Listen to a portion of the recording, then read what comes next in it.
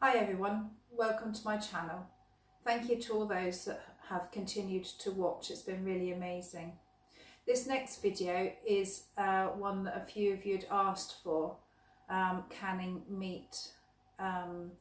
Like many of you, I was worried about canning meat, so I watched a few videos from America, so that was really helpful. But then I started doing my own and I've never regretted it. It's lovely to come home from a busy day and have something ready to eat that you can just either eat cold or heat up and make a meal out of really quickly, and know exactly what's in it as well. It's also a great way that if you see food's reduced, you can buy it, put it in the freezer and can it up later. I've included two of my favourite meals, which is savoury mince and chicken. During this video I did experience a problem with my pressure canner not coming up to temperature, so on your prep list you might want to put on there some new seals. I did replace them a little while back, but these were the little ones that are on the top. All canners and that are different, so yours may not have the bits that mine have got on them, but mine are quite old. I like them because they're small and I can just do, you know, fairly small batches of things, but also cook in them without the can. I for years and years I used my gran's pressure cooker to cook in stews and stuff like that. The slow cooker's not slowly taken over, so I tend to, if I'm going out for the day, put a meal in the slow cooker. But yeah, the pressure canner is always a really good option, especially for preppers, because you would be able to cook outside on an open fire with it and cook soups and stews and stuff like that. You know, fairly quickly. A soup would take 15 minutes. A stew with meat, containing meat, is just over half an hour. So it's a really great prep to have in the cupboard, even if you're not ready to use the pressure cooker now. Later you may want it. Let's jump right in with my granddaughter's favourite meal, the savoury mince. I've gathered all the ingredients together.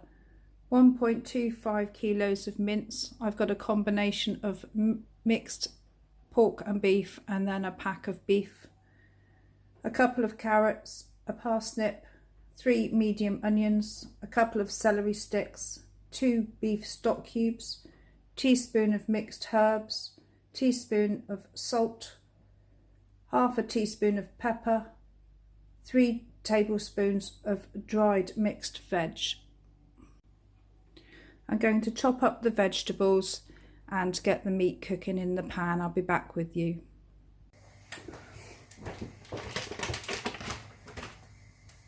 I'm quickly going to fry the mince off. I've already done one lot. I do it in 2 lots because the pan's hotter and it's quicker.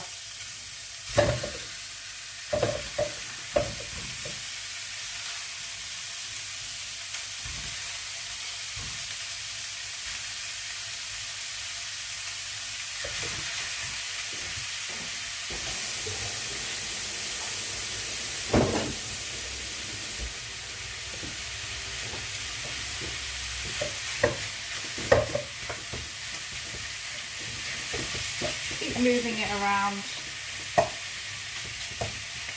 until it browns off. Doesn't have to be completely cooked, you can still see pink bits in it. It's just enough so it's not sticking together when you put it in the jars.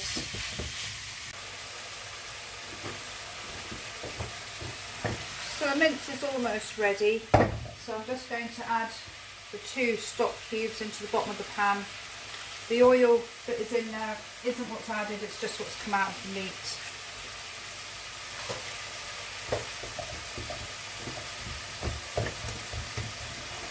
Stir that in.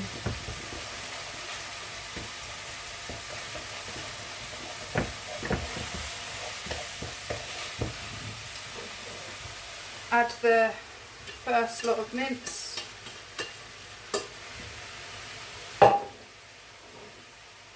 chopped vegetables.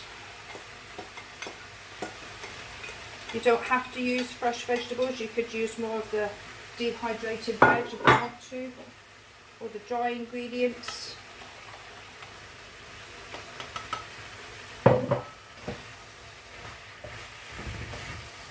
Give it a little stir. Some Worcester sauce, good shake of Worcester sauce, that's optional. And about a pint of water. If we need more liquid, we can add it once the jars are canned up. Add in the dehydrated veg.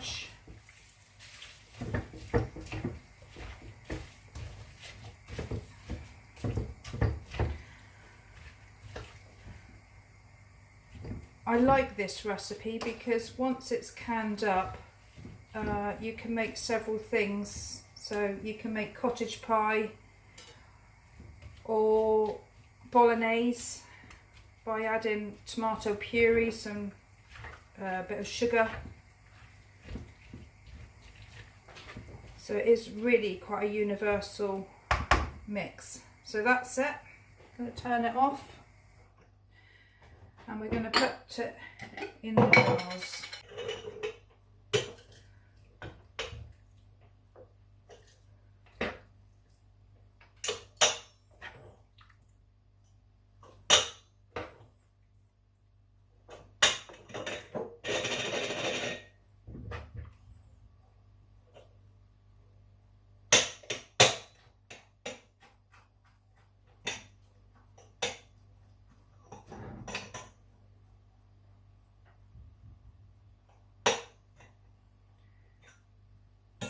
There, I'll get the rest of the jars done. I filled up all the jars and I'm just going to top up with a little bit of water, just up to the neck of the jar.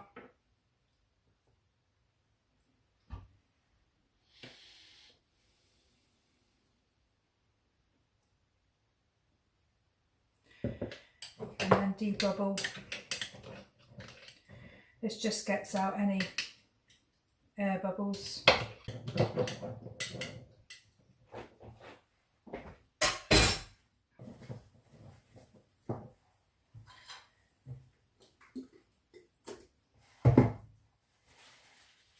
Distilled white vinegar.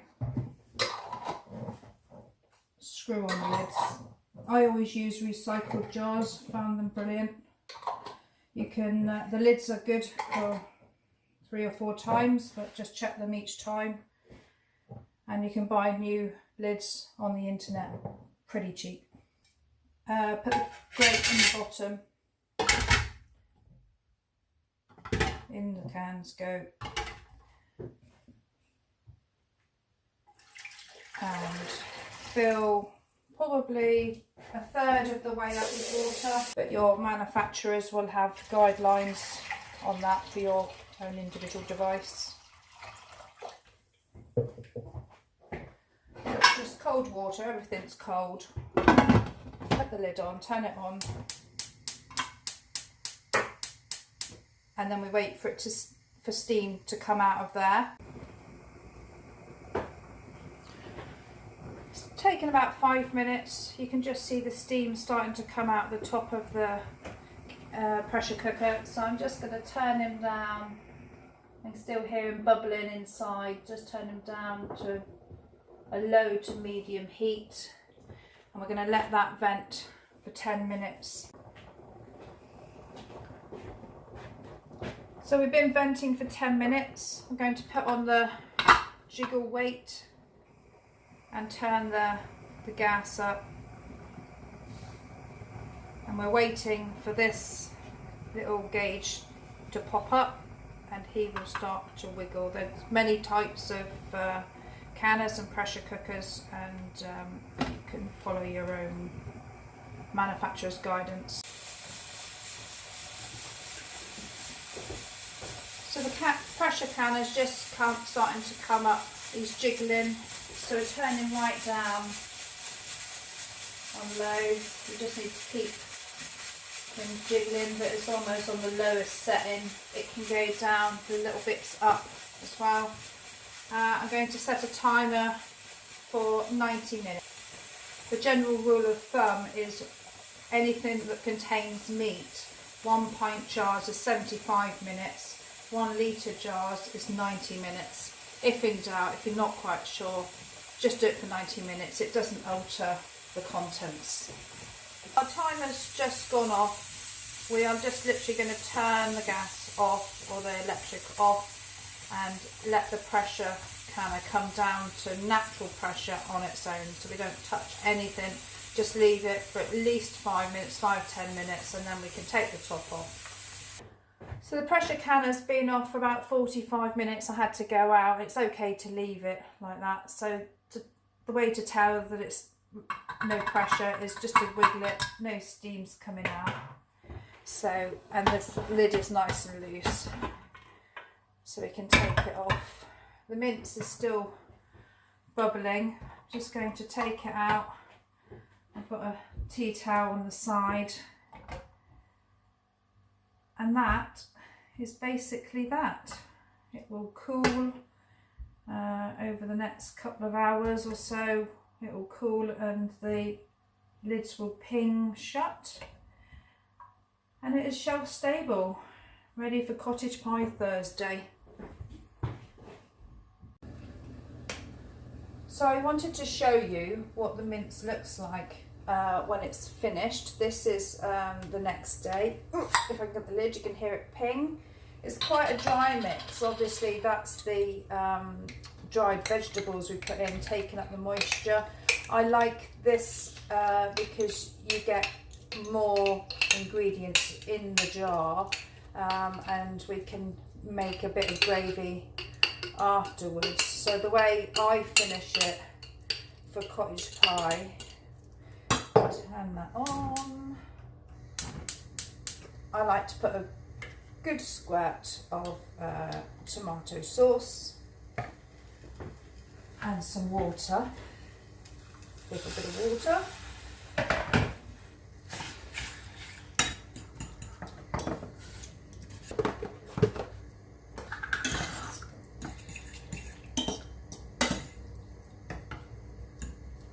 Put a little sprinkle of gravy granules in to the thickness that you like.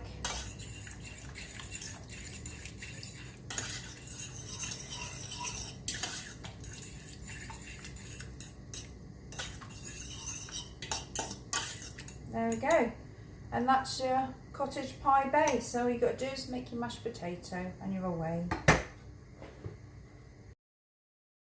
I'm going to be doing 2 recipes side by side today because I'm doing smaller jars. I can put more in the pressure cooker, and I'd had some meat in the freezer that I'd bought reduced back August, so I wanted to cook that up as well.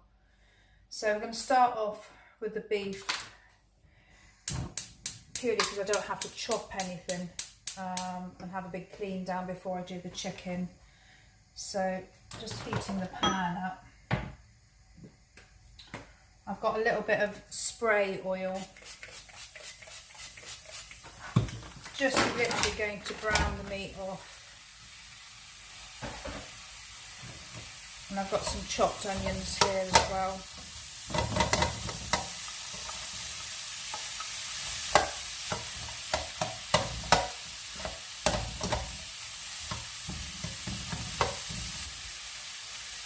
The beef I like to brown off because it stays more singular in the jars rather than sticking together in a clump. I only make small jars because there's only 2 of us in the household, so there's no point in doing bigger stuff. And if the family come round and I want to do something more, you know, bigger pie or whatever I'm using it for, I can just use 2 jars, so it's just a lot more flexible. So that's fine, just literally sealed off, and then we're going to fill the jars. I decided to do 1 kilner jar I normally use recycled jars, but I decided to do 1 kilner jar just so you can see how tight you need to do them compared to the other ones.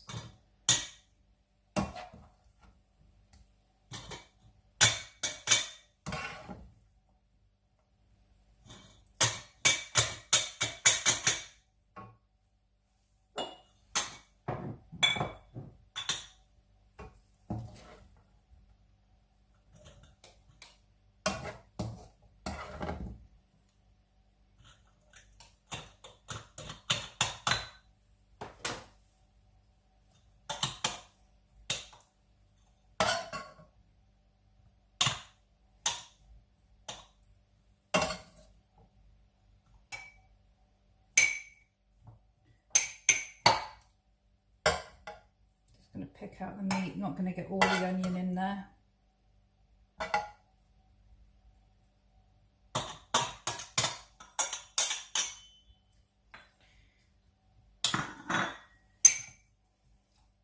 So I've pushed it down. You've got about an inch headspace. I'm going to put that bit in there. I've got some little sprinkle of Worcester sauce. Optional. A little bit of salt. Probably about 1/4 teaspoon, probably not even as much as that. I've pre-made a bit of beef stock.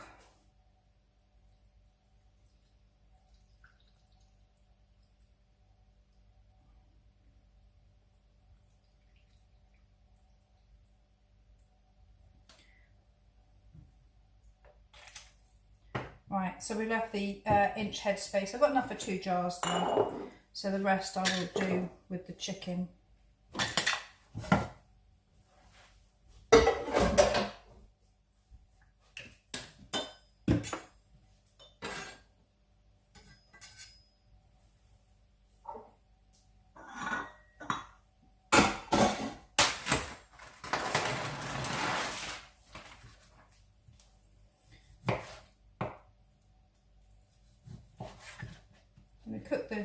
Cut the chicken up into cubes.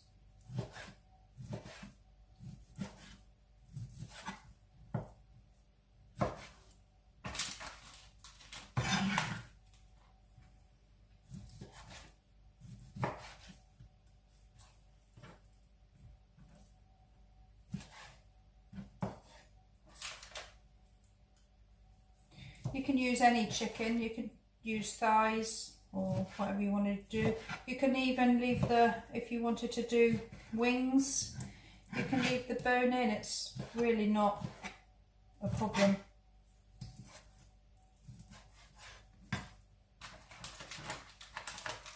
So I'll just cut this one up and then I'll show you how I'm going to pack it.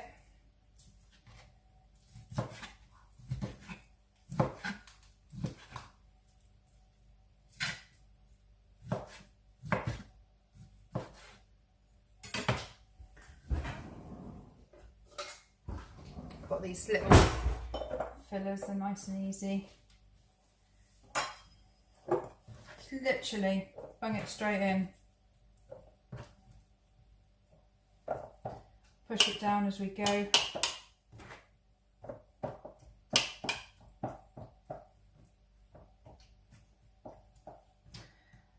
I particularly like this recipe. You can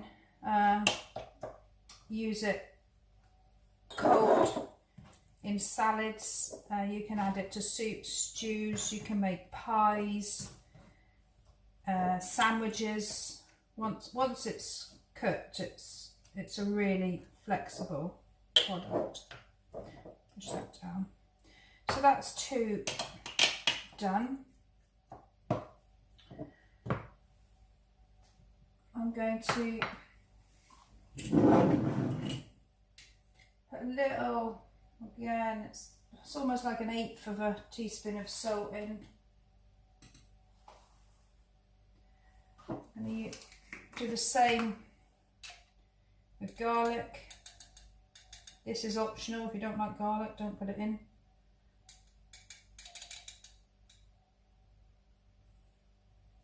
I think it just gives it a really nice flavour. You don't really taste it. I've made up some chicken stock.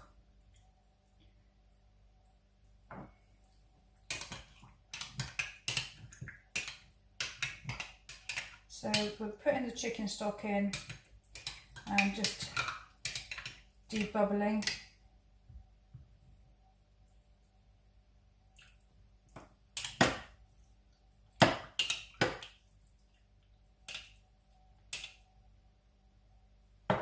Probably not the best jar in the world. It is a very well used one.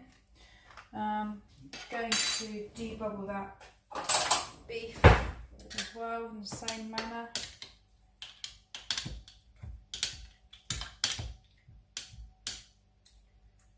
Doesn't matter if the stock is not covering the beef or the chicken. It's got its own juices in, and the meat will shrink down anyway. I'll clean the tops off when I do it all together in a minute. So I'm going to go off camera, cut up the rest and do exactly the same as what I've done there. So all my jars are ready. I had 3 kilos of meat and a smaller amount of the beef, and I was just left with a very small piece of chicken. I'm just going to clean all the jars off, the tops with some white vinegar. Clean the lids, screw them on nice and tight. So when it comes to the quinoa jars, you only do them up finger tight. So you place them on.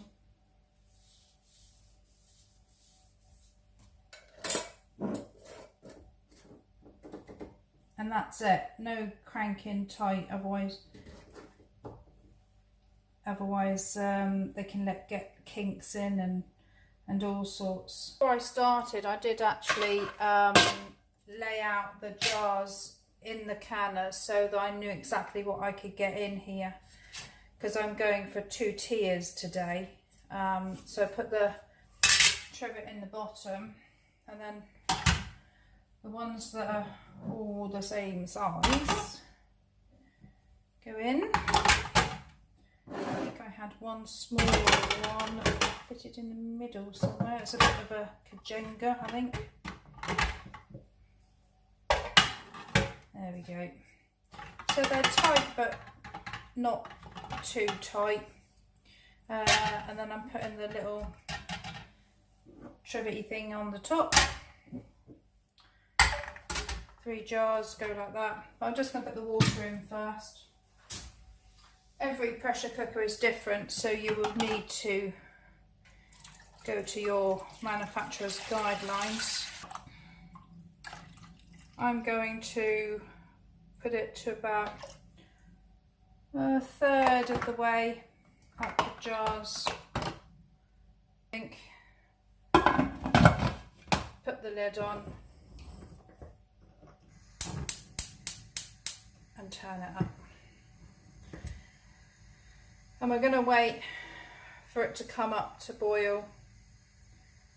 I'm going to wait for the steam to come out of there before we put the weight on.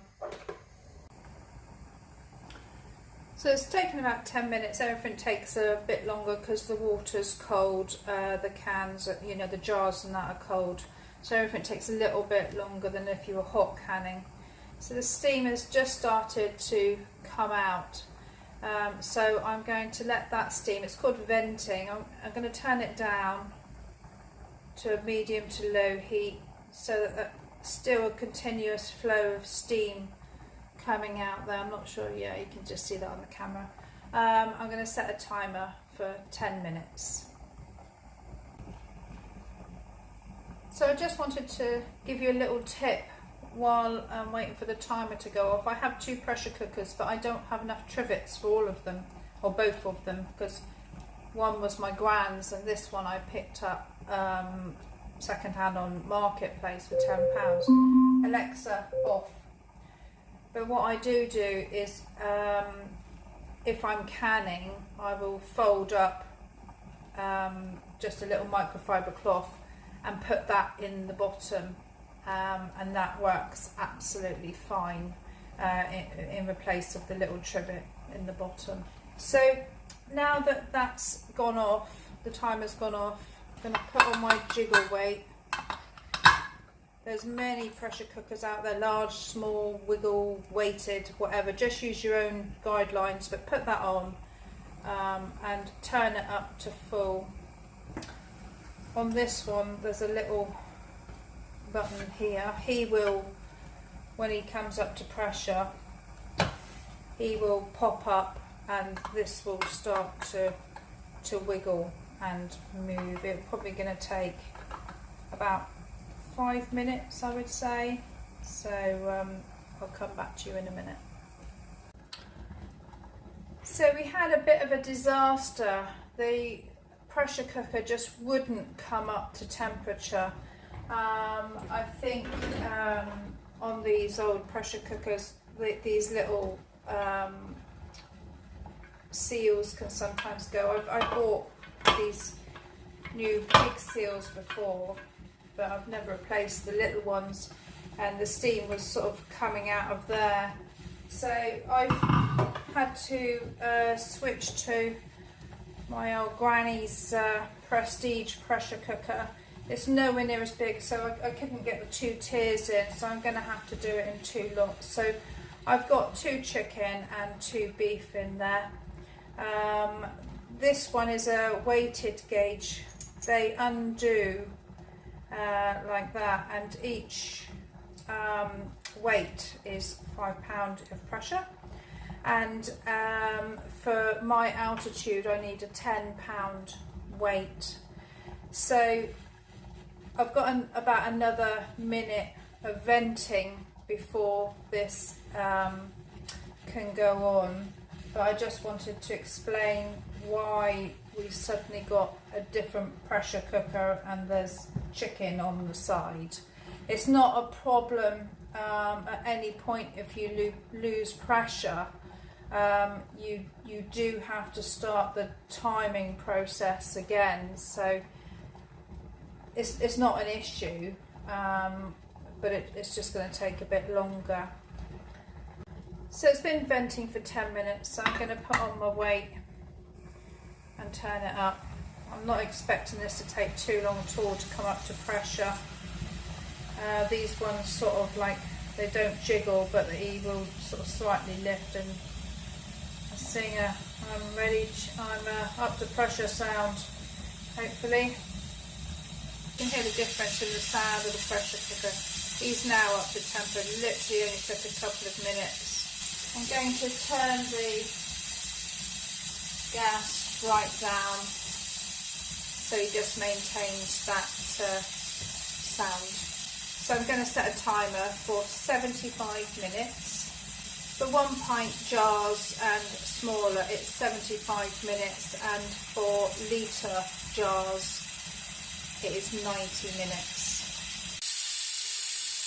So the timer's just gone off. The button has stayed up and he's been up to pressure for the 75 minutes. So just going to turn the heat off and let it come down to pressure on its own. It'll take at least 10 minutes, but you can leave it longer than that. So because of my earlier problems with the pressure cooker, I had to turn it off and just go to work. So it's been off for about 3 hours, so I can take that off and do that. I'm going to take these out.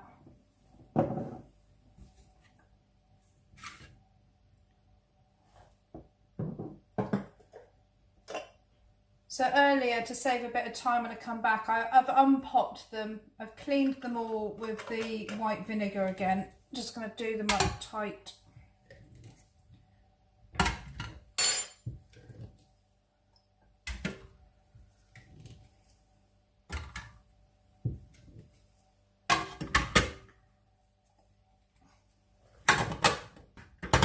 can't quite get them all in, so I'm going to have to cook that one tomorrow and use it. Put some water in.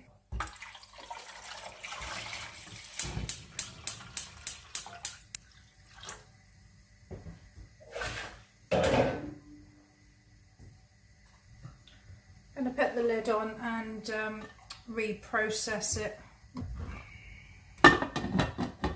So I'm going to let that come up and vent that for 10 minutes.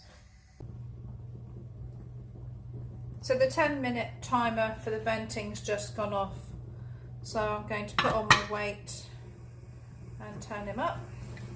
We're waiting for this little button here to pop up. When he does, that means he's up to pressure, and then this one will start to make a bit of a noise, and then we'll turn him down. So he's just popped up. So as soon as he starts making a bit more of a noise, I should turn him down.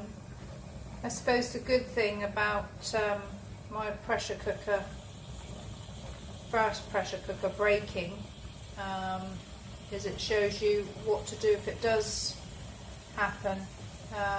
If you lose pressure at any point during that 75 minutes, you have to start the process again.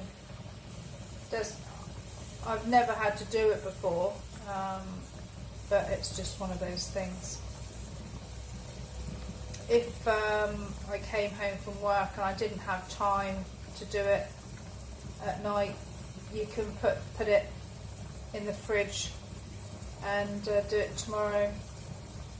So he's up to pressure. If I tap that, you can hear that instantly. So I'm going to turn it down. I'm happy with that. As long as that button stays up, that's absolutely fine. I'm going to set a timer for 75 minutes. So the 1 hour and 15 minute timer has gone off, so I'm just going to turn off the stove and push him to the back gently, just so that I can show you the products that I did earlier. This is the beef.